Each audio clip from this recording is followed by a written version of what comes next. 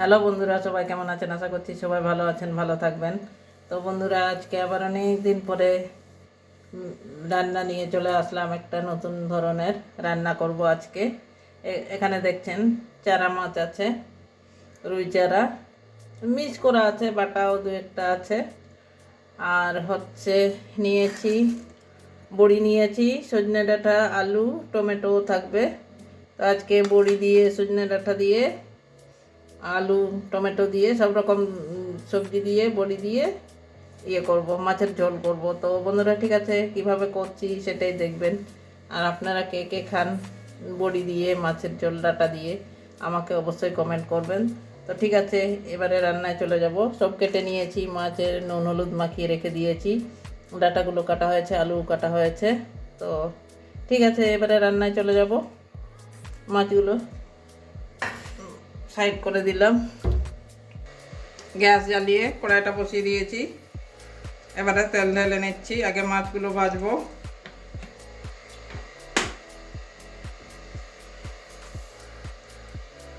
তেল গরম হয়ে গেছে, মাছটা আগে ভেজে নেব।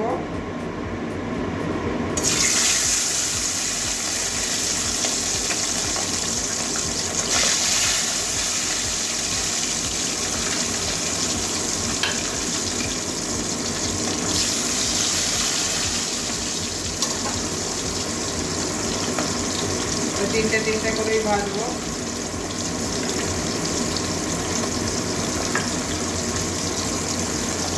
এক পিঠটা ভাজা হয়ে যাবে, তারপরে উঠতে দেবো ওই পিঠটা।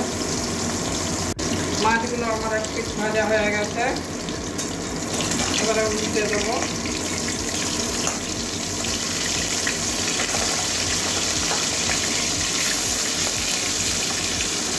ওইদিকেও এরকমই লাল লাল করে ভেজে নেব। মাছগুলো আমার ভাজা হয়ে গেছে, এই মাছটা আগে তুলে নিচ্ছি।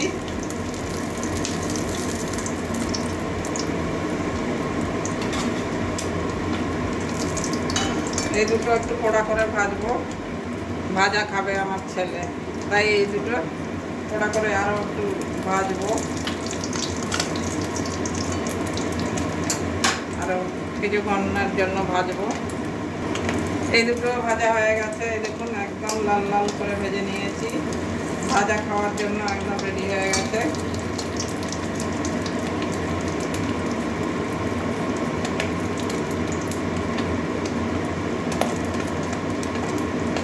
এই দুটো তুলে নিচ্ছি এবারে, একদম লাল লাল করে ভেজেছি।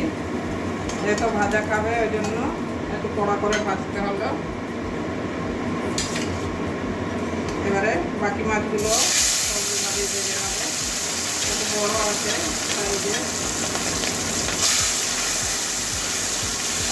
গোটা গোটাই রান্না করবো আজকে। মোট আমার 6 পিস মাছ ছিল, 4 পিস রান্না করবো, আর 2 পিস ভাজা খাবে। আমার ছেলে ডাটা দিয়ে রান্না করছি বলে খাবে না। বাকি মাছ কটাও আমার ভাজা হয়ে গেছে। দুটো একটু বড় সাইজের আছে, আমি 4 পিস মাছ রান্না করবো ডাটা দিয়ে। আর 2 পিস ভাজা একটু টকটক করে ভেজে নিয়েছি লাল লাল করে, যাতে মাছগুলো না ভাঙে। বড় মাছ তো, এবারে মাছগুলো এটাও তুলে নেবো। এবং দুই দিকেই লাল লাল করে ভেজে নিয়েছি।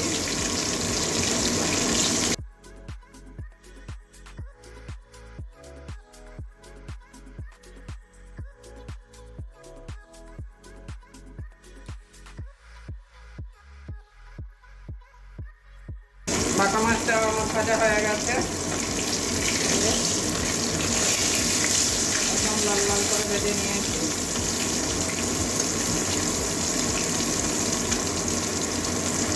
এবারে এটাও তুলে নিচ্ছি।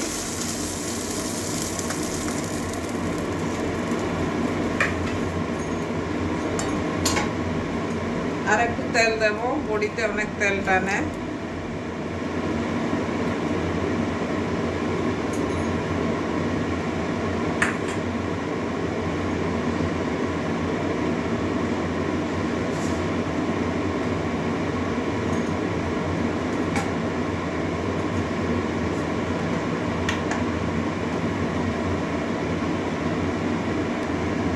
এবারে বড়িটা দিয়ে দিচ্ছি, ওই তেলের মধ্যে বড়িটা ভেজে নেব।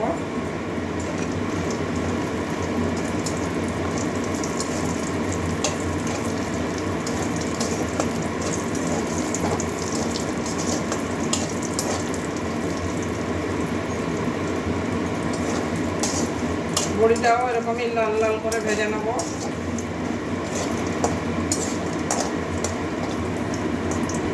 বড়িটাও লাল লাল করে ভেজে নিয়েছি, এটা হাতা দিয়ে তুলবো। এখন একদম লাল লাল করে ভেজে নিলাম।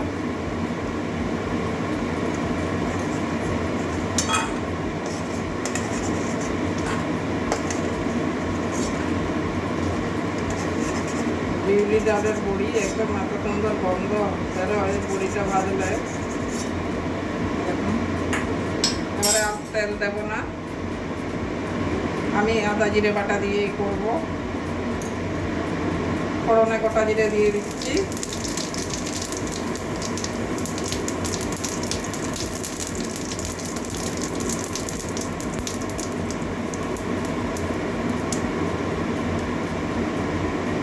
জিরেটা একটু ভাজা হয়ে যাবে ভালো করে, তারপরে আলু আর ডাঁটাটা একসঙ্গেই ভেজে নেব।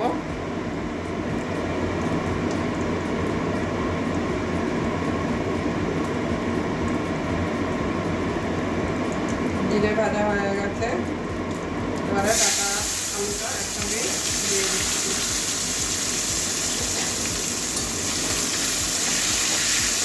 তেলের মধ্যে 2 মিনিট ভেজে নেব।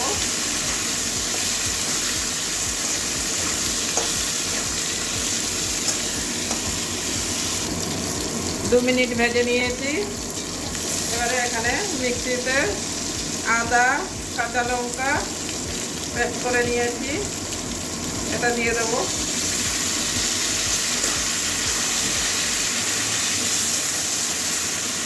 এটা একটু ভালো করে কষিয়ে নেবো কাঁচা গন্ধ যাওয়া পর্যন্ত। আদা কাঁচা লঙ্কা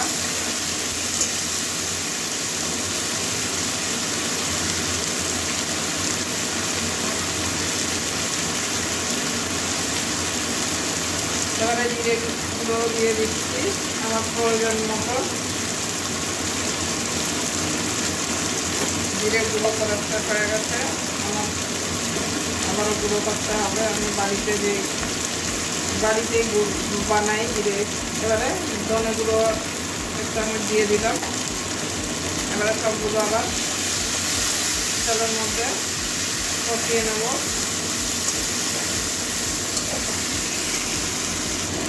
এবারে হলুদ দিয়ে দেবো প্রয়োজন মতো।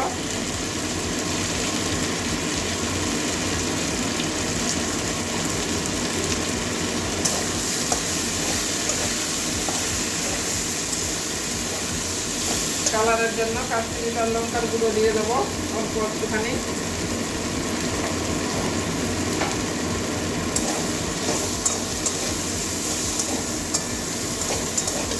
বেশ সুন্দর একটা গন্ধ বেরিয়ে গেছে। নিরামিষ মানে পেঁয়াজ রসুন ছাড়া যে একটা জিরে আদা বাটার গন্ধটা বেরোয়।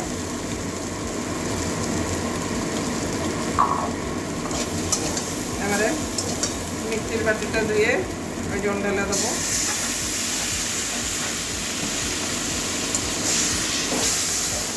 আবারও একটু কষিয়ে নেব।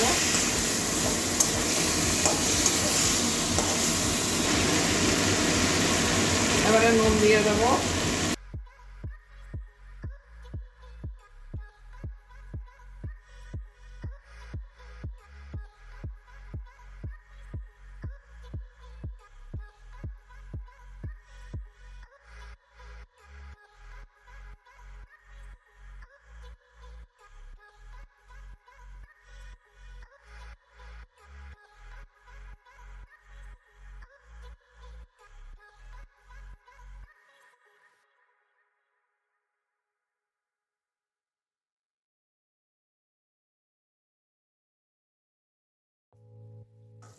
ঝোলটা ফুটে গেছে, আবারও 3টে কাঁচা লঙ্কা দিয়ে দিচ্ছি একদম গোটা গোটা। যার দরকার হবে সে এবারে ঢাকা দিয়ে দেবো।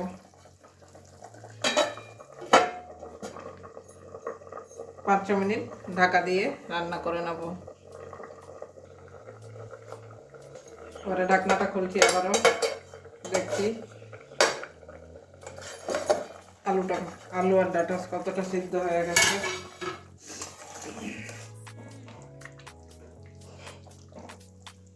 সিদ্ধ হয়ে গেছে, এই যে ভাঙছি না, ডাটা তো সিদ্ধ হবেই, বেশি ঝোল করব না। এবারে টমেটোটা দিয়ে দেবো।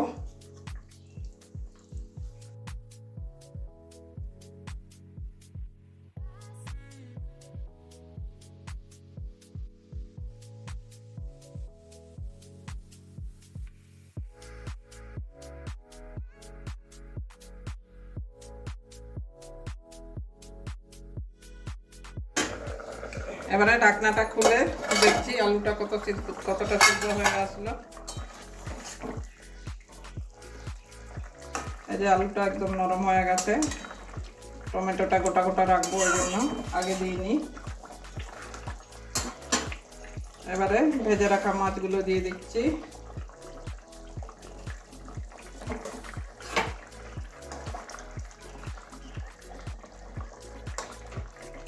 ঝোলের মধ্যে এপিট ওপিট করে একটু ফুটিয়ে নেব।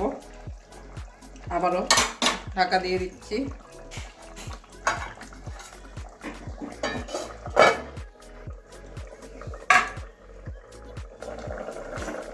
আবারও চলে আসলাম 2 মিনিট পরে। মাছগুলো এদিক ওদিক করিয়ে নিয়েছি, সেটা দেখানো হয়নি আপনাদের, তাও আর একবার করে দিচ্ছি। এই যে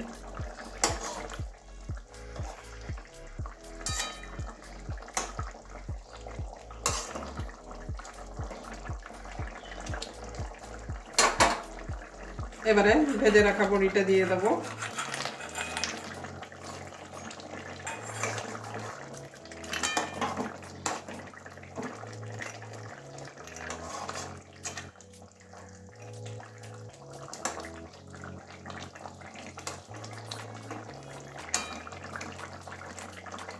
আবারও একটুখানি ঢেকে দেবো।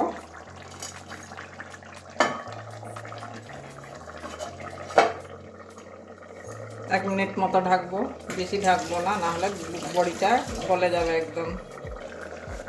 আবারও 1 মিনিট পরে চলে এসছি। এই যে বড়িগুলো বেশ ঝোলের সঙ্গে ফুটে গেছে।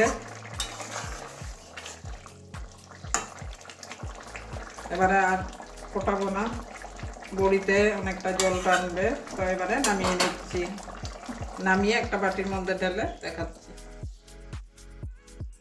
তো বন্ধুরা দেখলেন, বড়ি দিয়েও চারা মাছের ঝোল করা যায়। এই যে বড়ি ডাটা দিয়ে একদিন করে বানিয়ে খেয়ে দেখবেন, খুবই ভালো লাগে। আর কেমন হয়েছে আমার এই বড়ি দিয়ে ডাটা দিয়ে চারা মাছের ঝোল অবশ্যই কমেন্ট করবেন, আর ভালো লাগলে লাইক করবেন, আর চ্যানেলে নতুন হলে সাবস্ক্রাইব করে পাশে থাকবেন। তো ঠিক আছে বন্ধুরা, আর বেশি বক বক করছি না, এখানেই শেষ করছি।